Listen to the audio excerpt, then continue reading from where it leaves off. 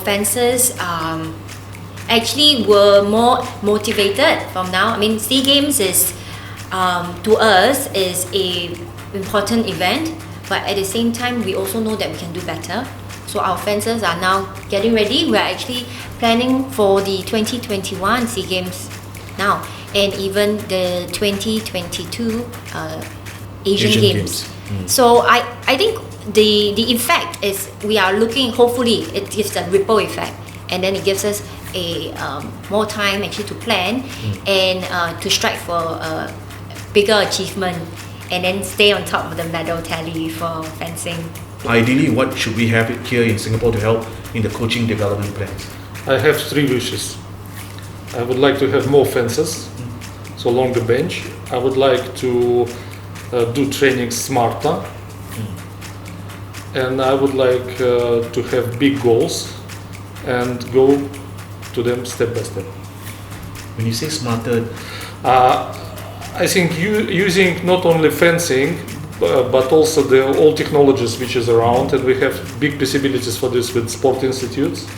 And we already sports sciences, and so because in modern sport you can't do only technique and tactic, you have to create robust and resilient athletes.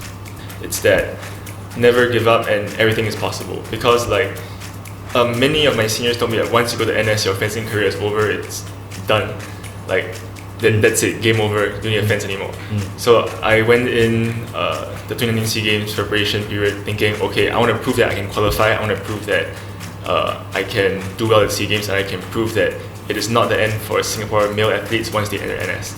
And during my NS I was very fortunate to have very understanding commanders who let me go for competitions, and when I went for competitions my colleagues, they would cover me, and I eventually qualified for SEA Games, won the gold medal, and really it's something that I feel I learned a lot about not giving up and always persevering, because there are a lot of hard times. I didn't get to train as much. Sometimes I got really bad results and I thought, why am I even trying to do this? I spend so much time and effort and I'm still not doing what I want to do, like because of results.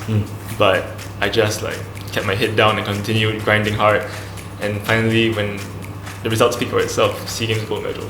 Shout out to your unit that gave you, the support. It's a combination.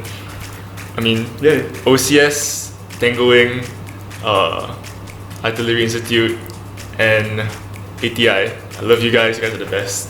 You said you really wanted to, and you could have beaten the defending champion, your friend Amita, even though she was the favorite. So could you have defeated her on that day?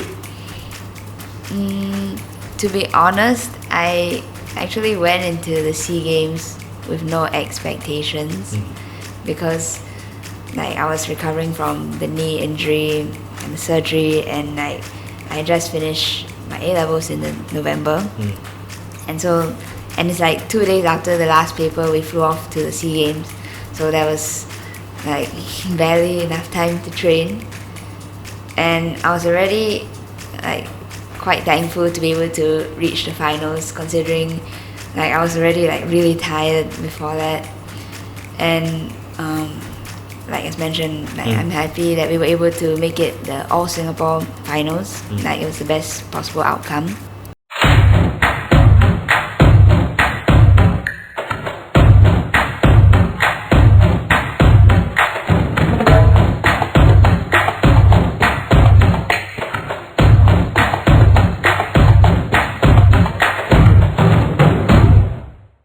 Hey Singapore, you're watching episode 19 of SG Sports Uncut. I'm your host Raj Kumar, and Uncut is a show that brings you closer to our Team Singapore athletes and officials.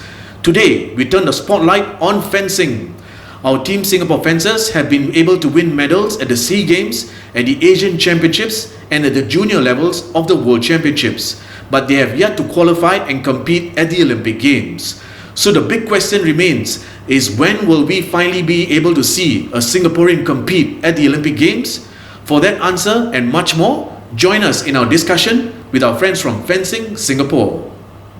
Hi everyone, welcome to episode 19 of SG Sports Uncut. Chong Yi Mei, General Manager of Fencing Singapore, will start this discussion with you. We are already into a brand new decade, so does your NSA have a goal in mind that's set to reach maybe over the next few years? I mean, we have our footballers who probably want to try and qualify for the World Cup in 2034. 2 weeks ago, we heard our cyclists who want to try to reach the Tour de France in 2030. What about our fencers?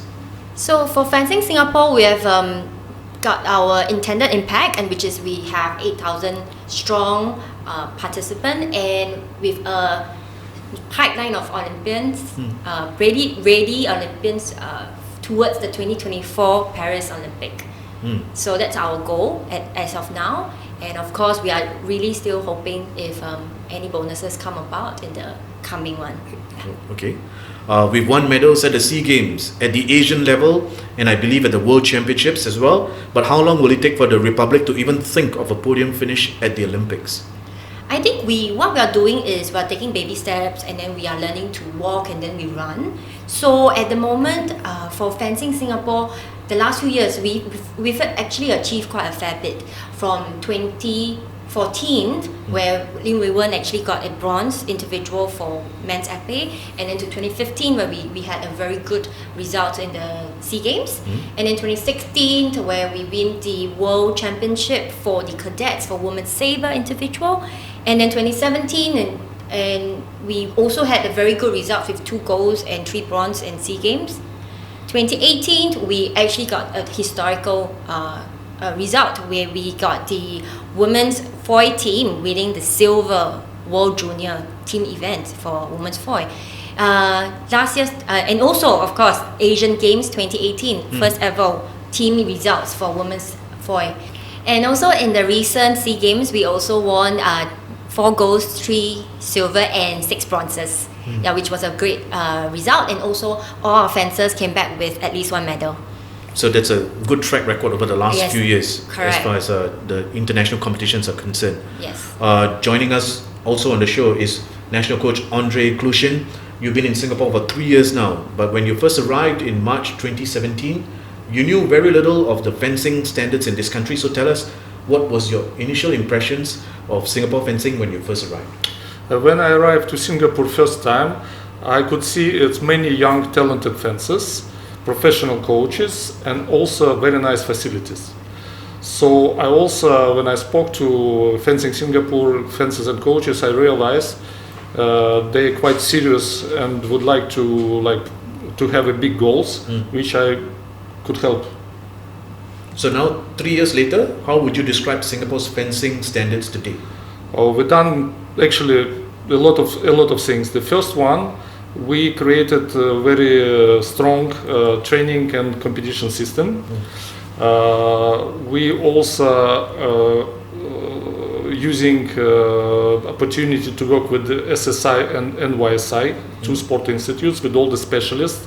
For example, strength conditioning, psychologists, nutritionists, and so on, physiotherapists. So we also created a qualification system, very transparent and very fair. So our fencers going to the same competition and getting points to qualify for the national team. Also, we have a system where we have national training center, and our fencers are training in the national training center and also in the club.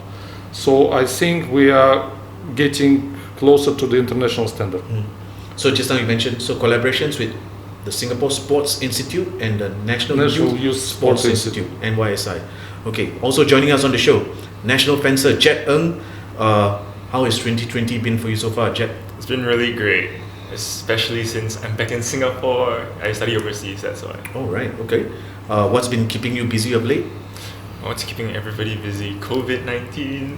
But yeah, I'm still busy with training in the gym, even though there's a 2-week break for fencing. But yeah, keeping myself busy, keeping myself fit. Right, and also keeping up with, I'm assuming you have Netflix at home, Of course. So which is your favorite TV series? Brooklyn Nine-Nine, hands down. Brooklyn Nine-Nine. Yeah. You're the second athlete in 3 shows to say that. I mean, it's the best. It's the best. We'll come back to you in a while. Let's come back to Yimei, and what does Coach Andrey bring to the Singapore national fencing setup? I think we definitely appreciate Coach Andrey joining our family, and he's brought us his vast experience from overseas, and he's come from different sports system, where that will help Fencing Singapore grow. and I think we can tap on his knowledge to actually see what we can improve on, and I think that's what we want to do to improve. Yeah. He has trained athletes from other nationalities like Austria and Russia to qualify for the Olympic Games. Are you expecting him to do the same with our team, Singapore athletes? Definitely, I hope so. So for Andrey, we actually trust that he is able to help us with our system, and also we have a diverse type of fencer. So I think with his experience, we'll definitely get him to help us qualify for the Olympics in the near future. And after 3 years, he's been here. Where do you reckon are we at in terms of accomplishing that objective? We have taken quite a lot of steps, and I think our milestones, we've been managed to hit it within our KPIs and everything. So I think we are coming closer and closer towards our Olympic dream, and with us getting more medals, and I think we are also looking at focusing on team, and we can see results coming in from SEA Games and Asia Games, and that's a good indication. And I believe we were talking before the show, we actually had a fencer having competed in the Olympics. This was some 30 years ago, 20 plus years ago? Yeah, it was in the 1992 Barcelona Olympics, but back then, because there wasn't any qualification system put in place, so it was more like people who could go, they can join, they can take part in Olympics. Okay. However, since then, the qualifications system has set in, so it's really a tough journey for all our fencers to get to the Olympics. Okay. Coach Andrey, is it truly possible for our fencers in Singapore to compete at the Olympic Games, or is that dream still a bridge too far? No, it's not too far, because if you're working hard and you're working smart, any fencer who are training a lot, and minimum fencer should train 15-20 hours in a week and many years. So I think this dream will come true. Okay. Right now, in the current crop of athletes that we have, fencers, who do you think has the full potential to actually go all the way to the Olympic Games? If you're talking about Tokyo Olympics, the closest one, we have 6 people who still has a chance to go, because we will have hopefully Olympic Asian qualification tournament, wherein we have 6 fencers who will participate in 3 disciplines. So they still have a chance to qualify, because after this tournament, 1 fencer is going directly to the Olympics. So we're waiting information now from International Fencing Federation and International Olympic Committee when this happen. Okay. You were part of the team which won the gold medal at the last SEA Games 4 months ago in the foil event in Manila. You are ranked 3rd in the region as an individual fencer, and somewhere around the 25th place out of 50 odd in the Asian rankings. Perhaps you could describe for us, where do you think you are today in terms of your current skills and standing? Definitely, I believe I improved a lot over the last few months, because I recently finished my NS, so I can increase my fencing training load, my physical training load, and that definitely helps me get better results. In fact, this 3rd in Southeast Asia and 20-something in Asia, it all came about during my national service period. So I think right now, with constant training and constantly working with FS and SSI, I can boost my ranking up and obviously do better in competitions. Okay. You said you just finished your national service. Yeah. What's your age at the moment? I'm 22 this year. Okay. Currently 21. So the road to the Olympics is still pretty much within sight, I think. Yeah. I mean, do you feel that you still have the chance to achieve that goal somewhere down the line in your fencing career? Oh yeah, definitely, because I'm getting a lot of support from FS. In fact, they've implemented this thing called the Olympic Pathway Program, where they select a few athletes with potential to go to the Olympics, and they really put in a lot of support for us. And with this program, I'm able to go for many high-level competitions and compete with the world's best, and that really ups my game. And I think with a few years of this support and infrastructure, we can finally I can actually make it to the Olympics eventually. Okay. Now, for those who aren't familiar with the different types of weapons in fencing, could you briefly explain to us, the usual 3? You brought 3 here. Maybe we can look there. That's right, the white shot. Can you just point out which is which? Yeah, this is the épée, this is the foil, and this is the saber. Okay. There are different rules for all three weapons, but the main thing is like the area you can hit to get a point. So for the épée, it's very simple. Anywhere you hit is a touch. Anywhere you hit is a anywhere, everywhere is fair game. Even Okay. your toes. Yeah, even your toes. Yeah. Mm. For foil, it's just the torso and the back. Mm. It's more like a classical. The ones that you see in the movies is mostly foil. It's the best weapon. Stab in the back. Yeah. Mm. And saber is like crazy weapon, like slashing everywhere. And these two you have to poke, but this one you can slash and cut. So most painful one. That's where the Star Wars come about Mm. as well. I have experience with all three, and this is the most painful one. But you've got now this protective. Yeah, it's all protected. It's all blind, and the protective gear that we wear when we compete and train, it's really really good. Like unless the guy really just tries to kill you, like you really won't feel anything. Okay, so during the competitions, you're not going to remove that, or No, it's always there. it's always there. Yeah. Okay. We actually have, just to add, we actually have to have proper weapons and attire checks for all international competition before the start of the event for safety. So all these are really made to resist any of this danger, so-called the risk. Yeah. And do the athletes get to purchase and own and keep the equipment at home? Yes, definitely. A weapons? lot of them are customized to their needs. Correct. Yeah. And you're allowed to keep the weapons at home. Of Yes. course, yeah. We are allowed to fly with it, travel yes. with them. Yeah. Always our own ones. Okay. Let's talk about the SEA Games. We just touched on it a few moments ago, whereby our fencers were the best team outside of Team Singapore swimmers to deliver the medals. You said earlier, 13 medals overall, 4 were gold. Could you first tell us the pre-games target by Fencing Singapore? So we actually managed to hit our target, 4 goals, and we're actually very happy with what we have achieved. I think it's not just about the results. Actually, I think we went there wanting to, of course, try to do our best, and we did our best. And the main takeaway from the competition is really that every one of our 24 fencers came back with 1 medal. And that is a big achievement. And on top of that, we managed to get to be the top of the medal tally for the Southeast Asia Games. Okay, so after it was all said and done, Fencing Singapore is totally thrilled with the performance. Yes, we are definitely thrilled with the performance, but we are also aiming for the next level. So that doesn't stop us from just being complacent. We are now looking at Asian Games and also the Olympic Games. Okay. Coach Andrey, Jet was part of the team that won the men's foil, the gold medal. What can you say about the performance of the men's foil team? Men's foil team, 4 boys, they fence a few years together since they were juniors and cadets, so they knew each other very well.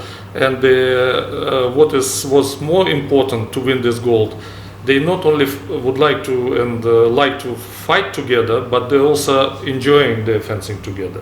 That's very important. So team spirit was the most important for this team, and I could say I was quite happy when they performed well and got this gold in the men's foil team. Okay, would you like to say a few words about our women's foil team and the fact that they also battled their way to the gold medal? You can see our women's foil team are quite young. But anyway, they already were leaders of this competition because in the individual final, Maxine Wong and Amita Berthier, they face each other. So when they start fencing team, in the beginning of the final, we start losing first 3 bouts. But then they easily mentally didn't give up, and they changed the bout and won with a big gap against the Vietnam in the final. So I could say it was great performance, and also I'm quite happy they achieved because they already had some experience with the medals and the team events like World Championship silver juniors and Asian Games bronze medal. So, but anyway, it was important for us to reach this goal. Okay, we also saw a gold medal won in the individual épée final in the women's with our teams Singapore's Kiara Tikana. Would you like to say a few words about her? Yes, I would like to say good words about Kira and her coach Henry Koch, because I think they improved a lot for the last year. They done very hard and great job, And last 30 years we didn't have any gold medal of SEA Games on women's épée. So I think that's a great result, and I'm quite happy. Not only foil but the other weapons also got a lot of medals, and unfortunately every gold counts. And I'm happy for Kiri and her coach. Okay. Jet Ng, what is the experience that you took away from Manila which you can use to improve on your own performance down the road? Every competition there's a new experience that you can take away. In this 2019 SEA Games, I didn't fence the individual event. I fenced it in 2017 in Kuala Lumpur and I won the bronze medal. 2019 I didn't because I was like lower ranked, and also probably the NS I couldn't fence many competitions. And it's more like the process of qualifying and actually competing in the SEA Games, not the actual SEA Games itself. I actually learned a lesson. It's that never give up and everything is possible. Because like many of my seniors told me that once you go to NS, your fencing career is over, it's done. Like that's it, game over, you don't need to fence anymore. So I went in the 2019 SEA Games preparation period thinking, okay, I want to prove that I can qualify, I want to prove that I can do well at SEA Games, and I can prove that it is not the end for Singapore male athletes once they enter NS. And during my NS, I was very fortunate to have very understanding commanders who let me go for competitions. And when I went for competitions, my colleagues, they would cover me, and I eventually qualified for SEA Games, won the gold medal, and really it's something that I feel I learned a lot about not giving up and always persevering, because there are a lot of hard times. I didn't get to train as much. Sometimes I got really bad results and I thought, why am I even trying to do this? I spend so much time and effort and I'm still not doing what I want to do. Like, those are results. But I just like kept my head down and continued grinding hard. And finally, when the results speak for itself, SEA Games gold medal. Nice. When did you complete your national service? I completed in August 2019. Okay, so like 3-4 months before the SEA Games. Okay, you want to give a shout out to your unit that gave you, the support. It's a combination. I mean, Yeah. OCS, Tangoing, Artillery Institute, and ATI. I love you guys. You guys are the best. Nice. Okay. Can I just add on this NS Yeah. sportsman scheme that we are actually looking at? So I think Fan Singapore, with Jet Ng's example, we actually he is one of our spearheading fencer for this scheme, where we actually managed to get quite a bit of support with coordination with the MINDEF for him to be released for a lot of days actually, for training, for competition, and in preparation for Southeast Asia Games. Nice. Job well done. I understand you've been fencing since probably from the age of 9 or 10, because it's been almost 12 years you've been involved with the sport. You would have noticed what we have in terms of infrastructure and systems and what the world champions have. Thus, could you suggest 2 components which you feel fencing Singapore should ideally require in order for our athletes to advance to the next level? Honestly, like, FS has improved a lot over the last few years, and we're getting things that the top associations already have. For example, because I train in Japan, I live in Japan now for my university, and the Japanese are one of the top in Asia and top in the world in fencing. And what I see in Japan is not really that different from what we have in Singapore. Like, they have a lot of physical training. They have a lot of support from their version of SSI, their version of like psychology and all that. Like, we are starting to implement all this, and in fact the Olympic pathway program is something that the Japanese have been doing for like many years already. What they did was like they just they picked a few talented fencers and they just focused really hard on them and developed them from young cadet age, junior age, senior, all together, and now they are world beaters like Saito Toshiya, Shikine Takahiro. Like, I train with them and they're like world medalists at this point. And because Japan identified them when they were young, now they're doing very well at the world level. So right now, FS with this Olympic pathway program, I think what we should do is continue and build up on this. And of course, this will help identify more talents and develop them into potential world beaters in the future. Secondly, we also working hard on this is to get more like support and sponsorships, because other international federations, they have a lot of sponsorships, especially in the countries where fencing is big, like the US, parts of Europe, and of course Japan. But in Singapore, fencing is not really like super popular, so it's a bit more difficult to get support. And in fact, I believe it's also a bit harder for associations in Singapore to get support from sponsors, because it's not really like a big scene in Singapore. But I think it's getting better. We've been hunting and we've actually been getting some success in the last few years. So as long as we just build on that, it'll be good. Yeah, I'm sure as long as you continue on your successful journey and the athletes keep delivering at every major games, fencing will be there among the top NSAs. You never know in the next couple of years. Coach Andrey, you worked in several countries including Russia, Denmark, the United Kingdom. Do you feel that our current system of athletes training is ideal, which is probably training only once a day? Or should our top fencers be training twice a day and their studies are based on a flexible timetable? We are realistic. We know the system with the study in Singapore. It's quite serious. So our athletes, they're spending a lot of time with study. So we try to do some mixed, because we are not sure they could train twice a day.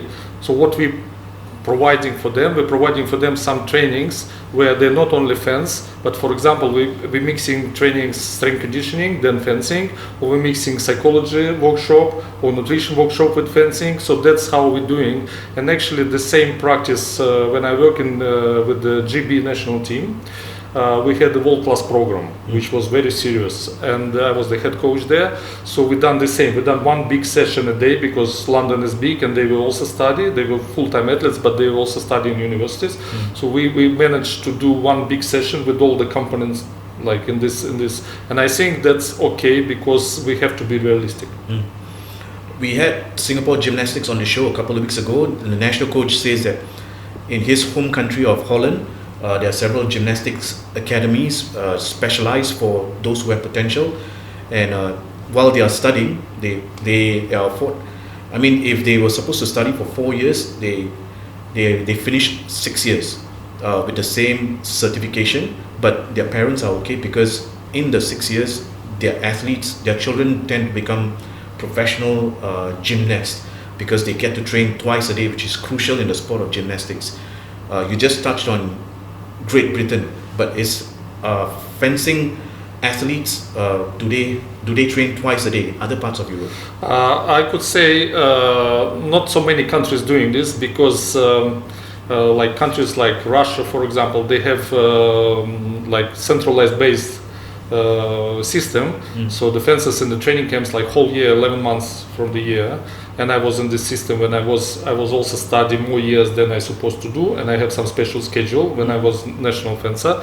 But not so many countries. Most of the countries have similar situation as in Singapore. The people are quite serious with study, which makes sense, because they need profession. But also, as I said, we try to do their schedule flexible, and if they have a time, for example, in the morning, we're just scheduling for them individually what they can do, strength conditioning or psychology or something. I could say in the modern sport, it's more individualized, I could say, because they quite different. They in a different schools, they in different universities, they in a different situation. Some of them, like Jet, was in NS, and I quite happy we save him, because most of the fencers finishing probably after these 2 years, because that's the best ages for development in fencing. So I could feel we're also going to the international camps when they're away from schools. Then we train two times a day, 3 times a day. So it's possible. So we try to manage this with the realities. Okay. Yimei, is the sport of fencing available as a CCA in Singapore schools, and if so, how many schools? So fencing is, we do have the national school games for secondary school and JC level. But the primary schools, we do not have that many. It's just a handful of them right now, only a handful. And then for the secondary schools, you have 40 over schools. So I think for fencing, as right now, because of our podium success for the last few years, it is growing. And I think we are actually going towards, we can see an upscale, an increase in the number of fencers. We're really looking forward to pushing for primary school fencing actually right now. However, of course, it takes a while, and we've actually created like funds to actually support primary schools for it. So we are now working towards that direction, and so we see the pipeline as a very important source of our development in our pathway towards the podium success. So in the secondary schools right now, we actually have a good number of fencers, and I think we are actually seeing an increase as well, even in secondary schools, and we have a good mixture at school as well, because I also want to highlight that a lot of people might think that fencing is actually just a atas sport or something, but we actually do see quite a number of schools other than the typical Raffles schools. We also have like normal neighborhood secondary schools like Greendale, Pasir Ris Crest, and they have won medals during the national school games. So we're actually seeing a lot of positive actually feedback from our stakeholders, and I think that's very good for Fencing Singapore.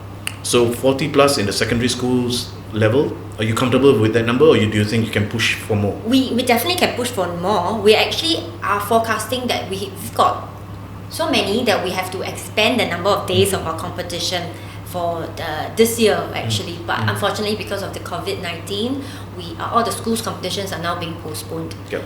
Yeah. Okay. What about Coach Andrey and the systems that he has mentioned happening in Europe, etc.? Isn't there a way for our own fencers here to have something similar while studying?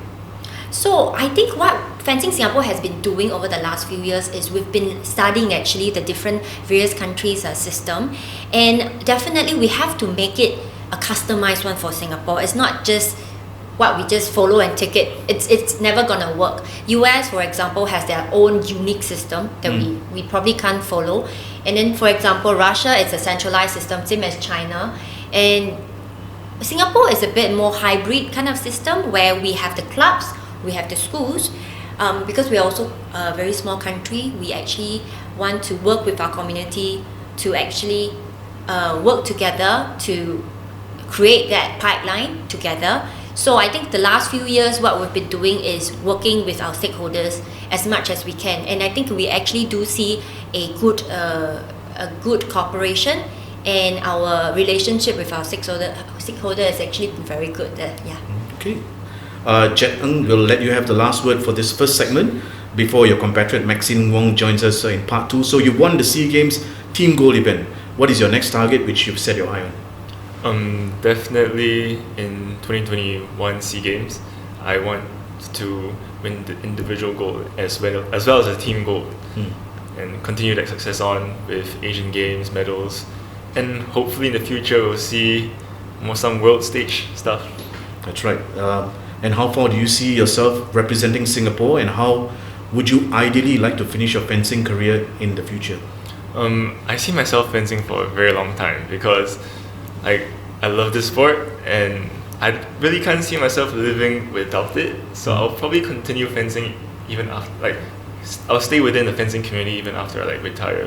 I'll probably do some coaching, or at least give back to the family and the community that has raised me so far, the fencing community. Okay. We wish you the very best in your future career, as well as in fencing as well. Thanks for joining us on SG Sports Uncut. Thank you. Coach Andrey and Yime, they're staying on for part 2, when we'll be joined by another gold medalist in Maxine Wong. Hi guys, welcome back to episode 19 of SG Sports Uncut.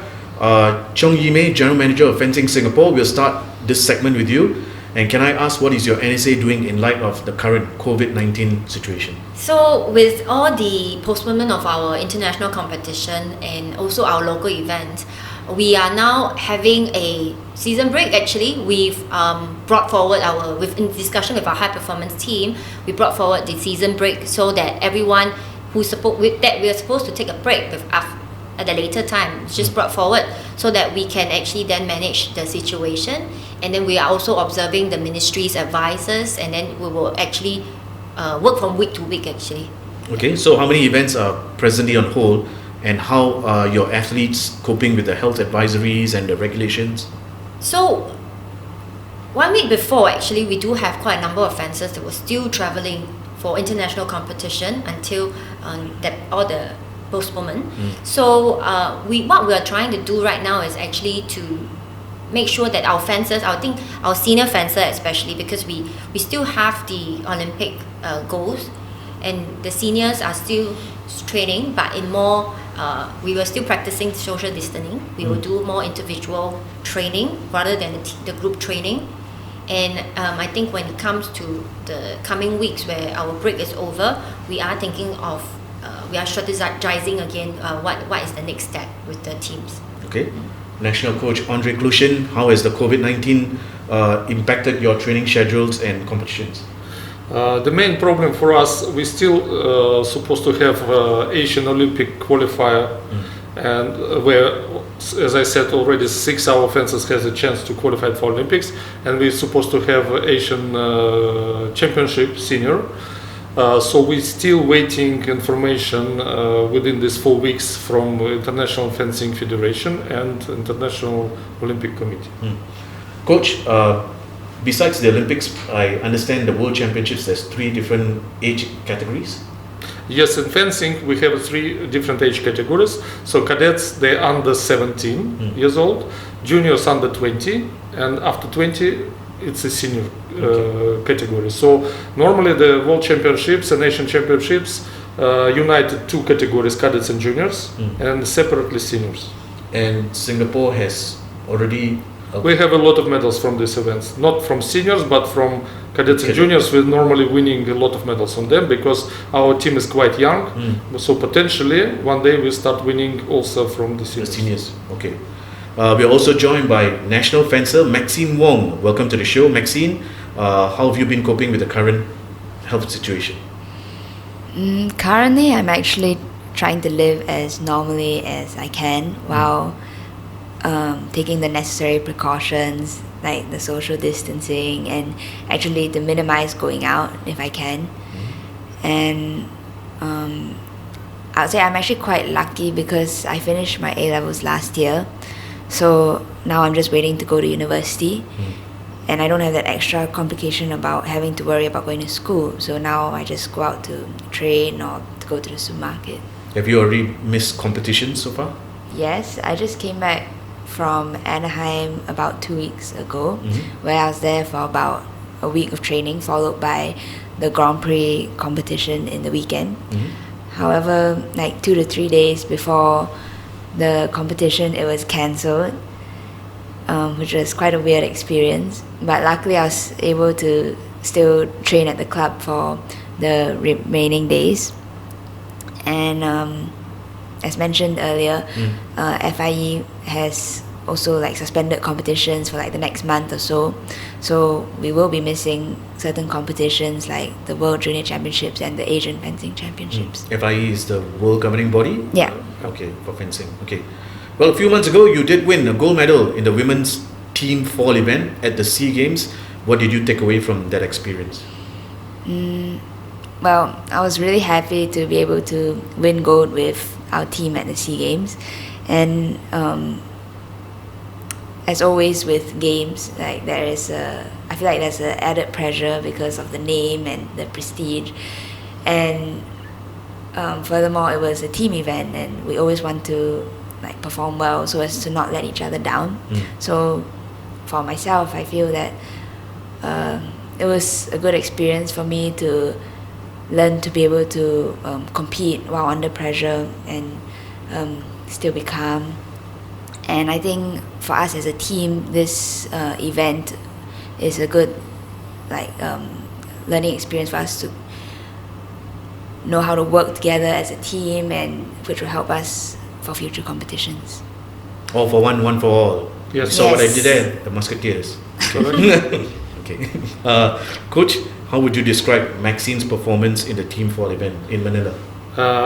All girls fence very well, and Maxine is very stable team fencer. So when she is in a good shape, I'm not worried we're losing, we're always winning. So I would like to say girls performing very well in general, and it was a very good situation, the best situation for the coach when two fences also individual final. That's right. That's my follow-up question. So we saw the defending champion Amita Berthier versus Maxine Wong in an all Singaporean final. Your take. And that's the best situation for the coach, because we have a rules. If two fences from the same country fencing, the coaches stay out. So I was just watching this match, and I was happy because we already have 2 medals, gold and silver, and I was happy for both of them. Okay, I was there as well. I was thrilled, filming you guys as part of Sport SG's journey in the SEA Games as well.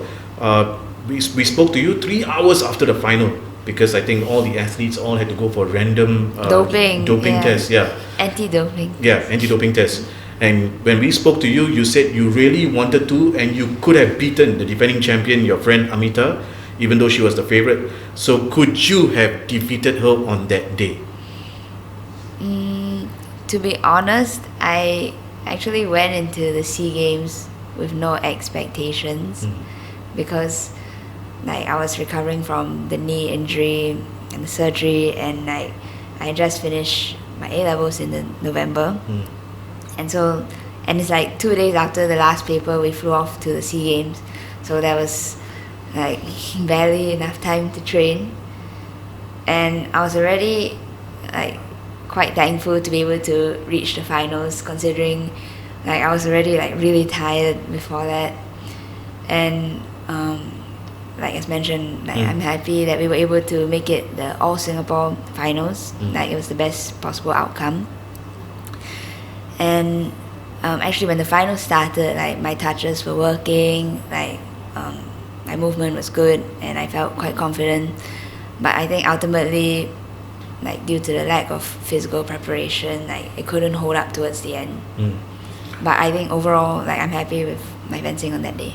Well, you did fight back from knee surgery, like you said, in August, and preparations from your A-levels at the same time, while also recovering and barely enough of time to train for the SEA Games. Was it all worth it in the end? I'll say for sure, yes, it was definitely worth it, even though it was really challenging to have to battle this injury, since it was quite a serious injury, and it also came at a really crucial time, just before the A-levels and the SEA Games. But I'm lucky to have had good support around me, my family, the physiotherapist at SSI, and my coach who was super understanding. And I think overall, looking back on the results, the success at the SEA Games, I'm glad to have been able to overcome these challenges. Okay. Yimei, what can you say about the determination of this 18-year-old who could have very easily missed the games due to recovery and exams? I mean, like she said, her last paper finished 2 days before leaving for Manila. So I think for Fencing Singapore, definitely we are very proud of her, because juggling studies and training is definitely very, very difficult. We actually started planning very much earlier in the year, because we actually understand that what the plans are, what the studies schedule is coming out with the exams, and also we were very we had a good cooperation with Maxine, especially when she actually made a decision that she needs to at least fix that knee injury, and we understand that we are looking at the long term for our athlete, and so we actually encourage that to happen, and then after that have that buffer to recover, as well as then the study tapered training period, and also then prepare for SEA Games. We actually used her as one of our role model to actually showcase to our younger fencer that it can be done, and I think it's done, and we did very well, and she got silver and also a gold medal, so that proves it all. So the fact that we came back with 13 medals, 4 of them were gold, what is the impact do you think that it had or has on the fencing community in Singapore?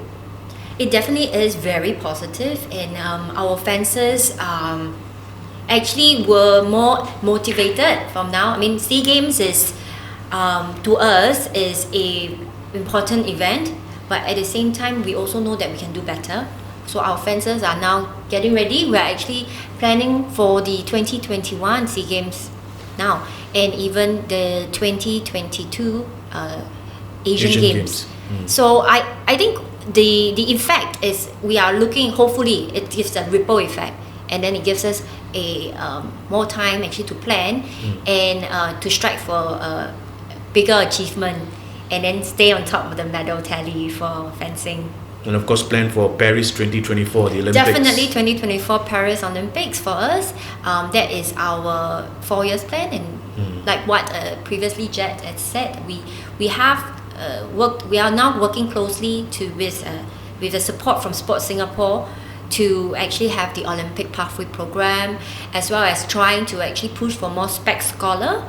And we're happy that we're actually moving towards that, and with more spec scholarship that's awarded to fencing, we actually will be able to focus more with the sport, and also we believe that this will actually help us achieve higher goals. Okay. Coach Andrey, there are fencing clubs and academies in Singapore. How do they help in terms of talent, identifying young fencers with potential to join the national team? The clubs in Singapore, they're doing a great job, because they're coming to the schools and selecting the talent kids and working with them in the clubs, and then Fencing Singapore is inviting these kids to the national training center, and that's how is working in Singapore. And I would like to thank you, all the clubs, for their effort. Does Fencing Singapore, send our fencers for overseas attachments for weeks or months in order to further expand their skills and experience of training with other world-class fencers? Yes, we're doing different things. First, we are actually running a lot of training camps with international sparring parties in Singapore. So not only our best fencers, but most of the fencers, they could compete and train with the best fencers from Asia, but also from the world. So for this year, for last year, we invited teams from Korea, from Thailand, from Hong Kong, from some other Asian countries. Last year it was some British fencers and fencers from Russia. So that's the one thing. The second thing, our fencers are going to international competitions, and sometimes also doing training camp in an individual way abroad. And the last things, before the major events, which we have 4 in a year, we're also running camps, as I said earlier. So that's how our fencers getting international experience. Okay. Maxine, you were a student of Raffles Institution. Was it difficult trying to find time to train and study, and also have time for yourself, family, friends, a social life? Yes, for So sure. It was tough. Definitely. It was really a struggle to balance between my studies and fencing throughout the 2 years in RI, let alone have time for myself or my family. But I'll say I was really lucky to have a strong support system around me, from my family to my coaches, my classmates and teachers. For my family, my mom has been my tutor since secondary school, so that was really helpful when we go for overseas competitions. I can study on the go, and my classmates and teachers were really understanding when I had to miss classes, and they would keep me updated on the work. And I think with their help, I was able to get through the 2 years of JC. And as for socializing with friends, I think as a student athlete, there are sacrifices to be made. And for myself, I guess I sacrificed my social life. But I think it was important for me to be able to be disciplined and prioritize my activities in order to achieve my goals. And now that the A-levels are over, I can definitely spend more time with my friends. Nice.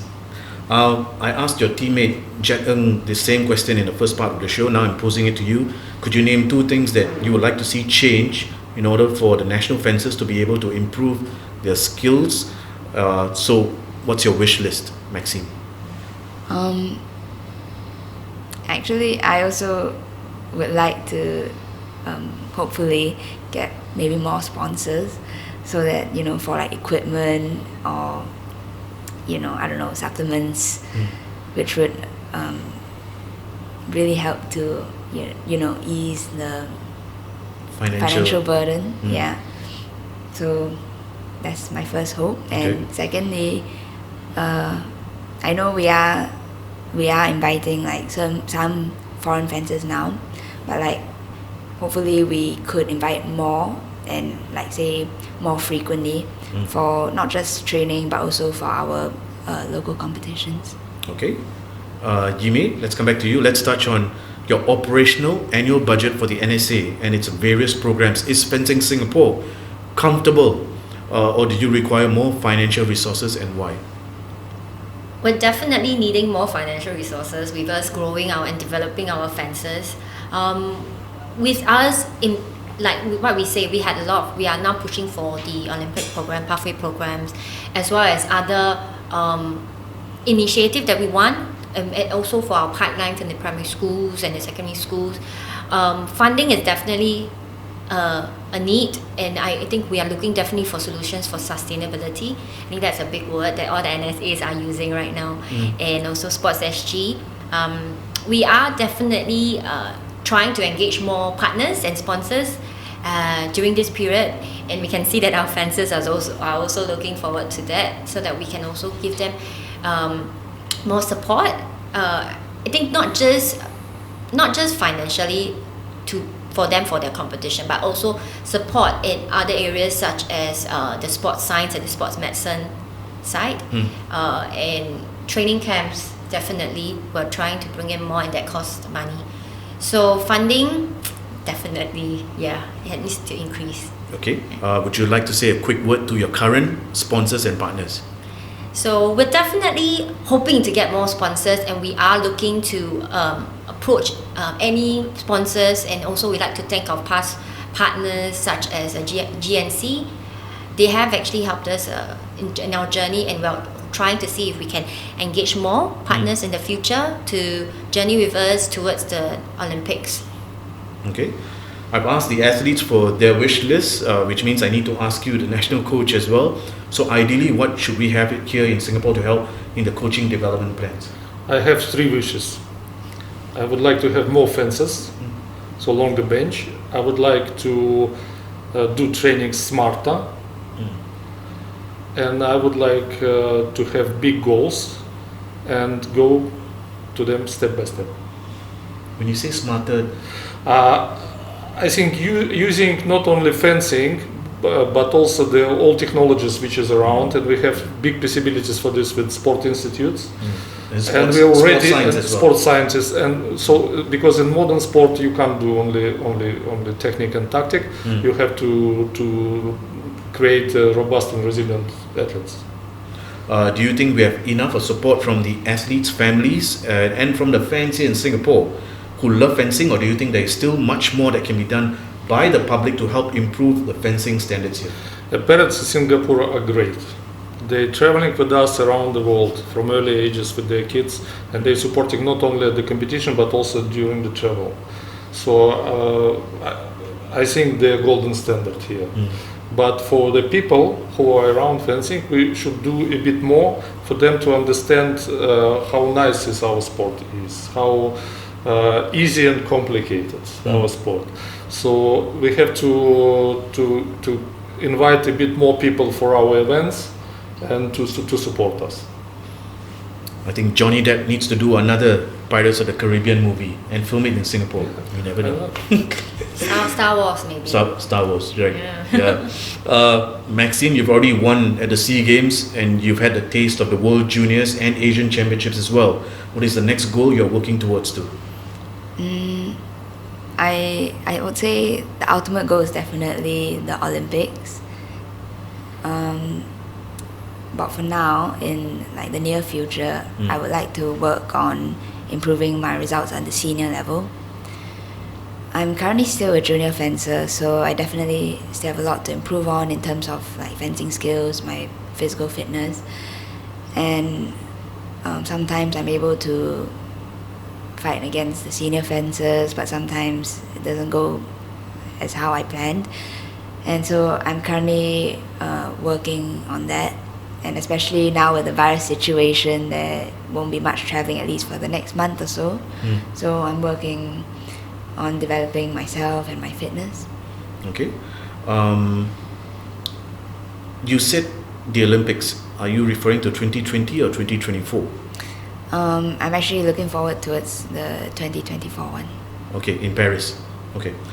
By the way, if a young kid or a teenager were to approach and ask you what are two characteristics that a top level fencer should possess, what would you say to that question? I would say determination and perseverance. Determination to, have your goals in mind and like have the motivation to know what you have to do in order to achieve those goals, and perseverance for like when you meet obstacles or when the times get tough, you don't give up. Okay, you mentioned 2024 Paris Olympics is one of your ultimate targets, or probably is your ultimate aim. What about the 2022 Asian Games, a gold medal at that Games? Is that on your radar? The 2022 Asian Games are on my radar. Okay. And also the 2021 SEA Games firstly. But as for the Asian Games, in the previous one in 2018, I managed to do well in the individual event, and to be honest, it was actually unexpected because it was my first major games. And actually, fencing in Asia has quite a high standard, especially with countries like China and Japan, Korea. They are all actually quite top in the world. So the Asian Games is no easy competition, but I would definitely try my best to hopefully podium at the next one. Nice. Coach Andrey, as we wrap up this discussion, what do you want Singaporeans to know about the future of our national fencers? I just would like to say we will continue to train hard, and we would like to win medals for Singapore. The future is bright. And if the question is asked again, when can we see a Singaporean in the Olympics, what would your answer be? I would like to see Singaporean fencer in Tokyo. 2020 or 2021? Yes, we don't know. Yeah. All right, Yimei, we are already in the month of April. What plans does Fencing Singapore have for the rest of the year? So definitely in preparation for all the rest of the major games, whenever it's happening. So I think what we're trying to do is to ensure that it's really all on planning and making sure that we're prepared for it, and also making sure that we are engaging all the stakeholders and letting them understand what our plans are moving forward. I think it's important that we are aligned with our plans, and then that will give us the support that we need to actually develop all our fences. Okay. And what is your message to the fencing community and other local sports fans regarding fencing for 2020? We would like to definitely have better cooperation of our stakeholders, and I think we will go back to what our mission is, which is to inspire and develop our fencing community to enter, engage and excel as a community together with our stakeholders. I think that one is what we really want to speak to our fencing fraternity, and everyone just look out for fencing in the near future. I think we will do it, and you can look at us for more information on Facebook and our Instagram. So it's enter, engage and excel. Excel, yes. Nice. Together as a fencing community. Well put. Coach Andrey Klushin, Maxine Wong and Chong Yimei, thank you very much for joining us on SG Sports Uncut, and we wish the very best for your respective careers as well as for fencing in Singapore over the next few years. All the very best to all of you involved in your NSA. Thank you very much. Thank you very much. And we hope you've enjoyed the discussion with our friends from Fencing Singapore, and let's wish them the very best in their quest to qualify for the Olympic Games. Well, if you have any feedback or comments on this show, feel free to drop us an email at sgsportsuncut@gmail.com. Till the next time, I'm Raj Kumar. Bye for now.